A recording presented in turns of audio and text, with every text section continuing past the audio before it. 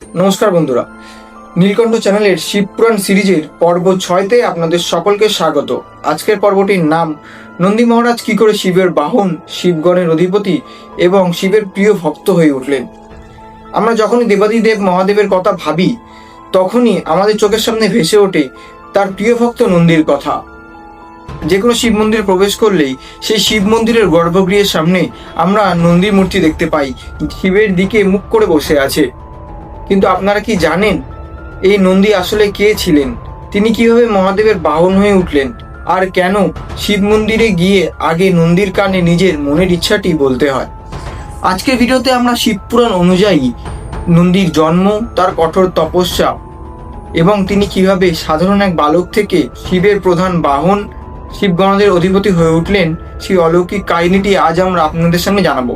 তো বন্ধুরা, ভিডিওটি অবশ্যই শেষ পর্যন্ত দেখুন, কারণ আজকের ভিডিওটি আপনার মনে ভক্তি এবং জ্ঞান এই দুটো জিনিসের এমন সঞ্চার করবে যে আপনাদের ভগবান শিব এবং তার বাহন নন্দীর প্রতি ভক্তি আরো বাড়িয়ে তুলবে।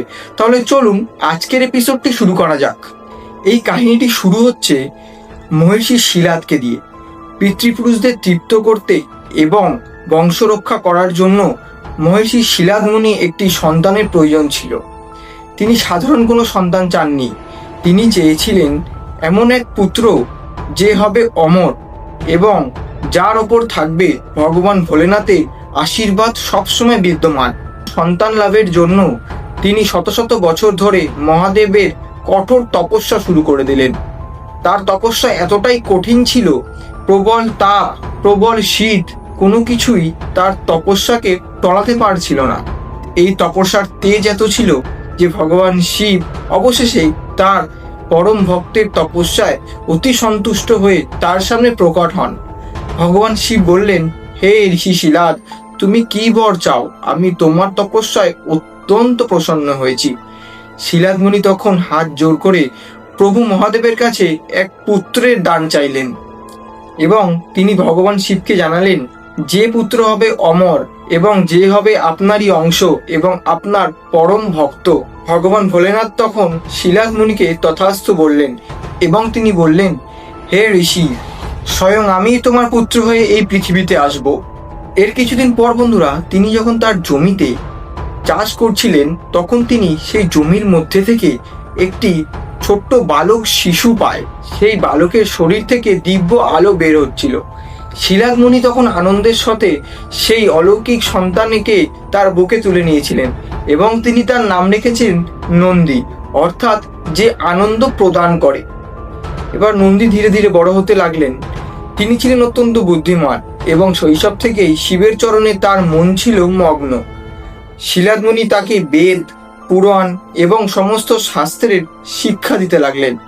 নন্দীর বয়স যখন মাত্র 7 বছর বয়স হয়ে উঠল তখন শিলাদ মুনির আশ্রমে দুজন অত্যন্ত পূজনীয় ঋষির আগমন ঘটল। তার একজনের নাম ছিল মিত্র এবং আরেকজনের নাম বরুণ। শিলাদ মুনি এবং বালক নন্দী পরম শ্রদ্ধার সাথে সেবা করতে লাগলেন সেই ঋষিদের। ঋষিরা চলে যাওয়ার সময় যখন শিলাদ মুনিকে আশীর্বাদ করলেন, কিন্তু বালক নন্দীকে দেখে তারা একটু চুপ হয়ে গেলেন। তাদের মুখে একটু উদ্বেগের ছাপ ফুটে উঠল বন্ধুরা। শিলাদ মুনি হাত জোর করে জিজ্ঞাসা করলেন, হে ঋষি শ্রেষ্ঠরা, আপনারা আমার পুত্রকে আশীর্বাদ না করে এত চিন্তিত হচ্ছেন কেন? ঋষিরা দীর্ঘশ্বাস ফেলে তখন বলেছিলেন, হে শিলাদ, তোমার পুত্র সব গুণে গুণান্বিত, কিন্তু তার আয়ু অত্যন্ত কম। মাত্র 8 বছর বয়সে পৌঁছালেই এই বালকের মৃত্যু হবে। এই কথা শুনে শিলাদ মুনি অত্যন্ত ভেঙে পড়েছিলেন। তিনি কাঁদতে লাগলেন, কিন্তু 7 বছর বয়সী বালক নন্দী একটুও ভয় পেলেন না। তিনি হাসি মুখে তার পিতাকে বললেন, হে পিতা, আপনি কেন কাঁদছেন? যিনি স্বয়ং দেবাদিদেব মহাদেবের আশীর্বাদে জন্ম নিয়েছেন, কাল বা মৃত্যু কি করে তাকে স্পর্শ করে? যমরাজ তো মহাদেবের পরম আজ্ঞাবহ। আপনি চিন্তা করবেন না, আমি স্বয়ং মৃত্যুঞ্জয় শিবের আরাধনা করব। নিজের এই অল্প আয়ু জয় করতে বালক নন্দী গভীর বনের মধ্যে চলে গেলেন এবং তিনি একটি নদীর তীরে বসে তার ধ্যান শুরু করলেন।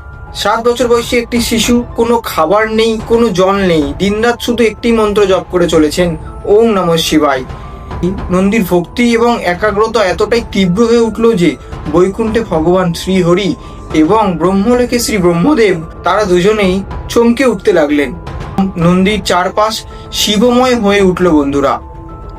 অবশেষে নন্দীর অষ্টম জন্মদিনের ঠিক আগের মুহূর্তে তার সামনে প্রকট হলেন দেবের দেব পরমেশ্বর শিবশঙ্কর। মহাদেব নন্দীকে জড়িয়ে ধরে বললেন, হে বৎস নন্দী, চোখ খোলো, তোমার তপস্যায় আমি অতি প্রসন্ন হয়েছি। নন্দী যখন চোখ খুললেন, তিনি চোখের সামনে তার প্রভুকে দেখে তার পায়ে লুটিয়ে পড়লেন। তিনি তো প্রায় ভুলেই গেলেন তিনি তার আয়ুর জন্য যে ধ্যান করতে বসেছেন। মহাদেব নন্দীকে বললেন, নন্দী, তুমি মিত্র এবং বরুণের ভবিষ্যৎবাণী শুনে ভয় পেয়েছো? মনে রেখো, আমার ভক্তের কোনো কাল বা মৃত্যুর ভয় থাকে না। তুমি আমারই অংশ, সাধারণ মরণশীল বালক নও। আমি তোমাকে অমরত্ব প্রদান করলাম। আজ থেকে কোনো বার্ধক্য, রোগ, ব্যাধি, মৃত্যু তোমাকে স্পর্শ করতে পারবে না। মহাদেব এখানেই থামলেন না।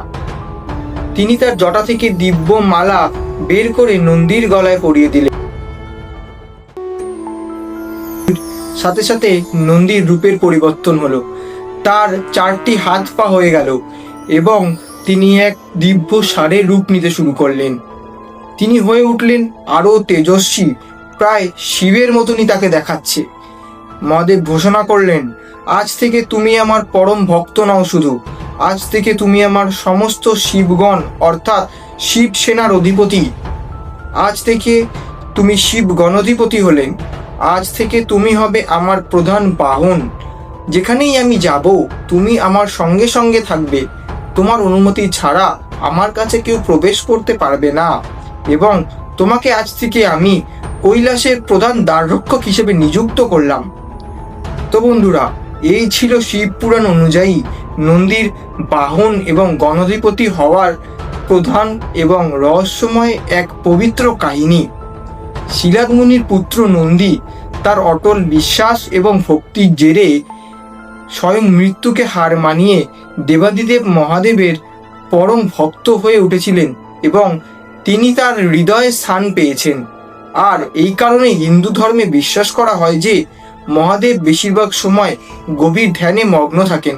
তাই সাধারণ মানুষ যখন শিব মন্দিরে যান তখন সরাসরি শিবকে বিরক্ত না করে তার প্রধান দ্বাররক্ষী শ্রী নন্দী মহারাজের কানে কানে তাদের মনের ইচ্ছাটি প্রকাশ করে ফেলেন। নন্দী মহারাজ সেই প্রার্থনাটি পরম যত্নে দেবাদিদেব মহাদেবের কাছে পৌঁছে দেন এবং ভগবান শিব তাদের মনস্কামনা পূরণ করেন। শিব পুরাণের এই ষষ্ঠ পর্বে আপনারা জানলেন ভগবান শিবের বাহন নন্দী কি করে হয়ে উঠল এবং আপনারা জানলেন নন্দী কি করে শিবের গণাধিপতি হয়ে উঠলেন। যদি গল্পটি আপনাদের ভালো লেগে থাকে তবে ভিডিওটি লাইক দিন এবং আপনার বন্ধুবান্ধব এবং পরিবার আপনজনদের সঙ্গে এই ভিডিওটি শেয়ার করুন। আর হ্যাঁ, শিবপুরাণের পরবর্তী এপিসোডগুলি মিস করবেন না বন্ধুরা। এর পরবর্তী এপিসোডগুলি আরও রোমাঞ্চকর হবে। তাহলে চ্যানেলটি সবাই সাবস্ক্রাইব করবেন এবং কমেন্ট বক্সে হর হর মহাদেব লিখে পাশে বেল আইকনটি ক্লিক করবেন, যাতে আমাদের ভিডিওগুলির আপডেট আপনার কাছে সর্বপ্রথম পৌঁছে যায়। তাহলে সবাই ভালো থাকবেন এবং সুস্থ থাকবেন। হর হর মহাদেব এইটুকানি কমেন্ট বক্সে অবশ্যই জানাবেন। দেখা হচ্ছে বন্ধুরা পরের পর্বে।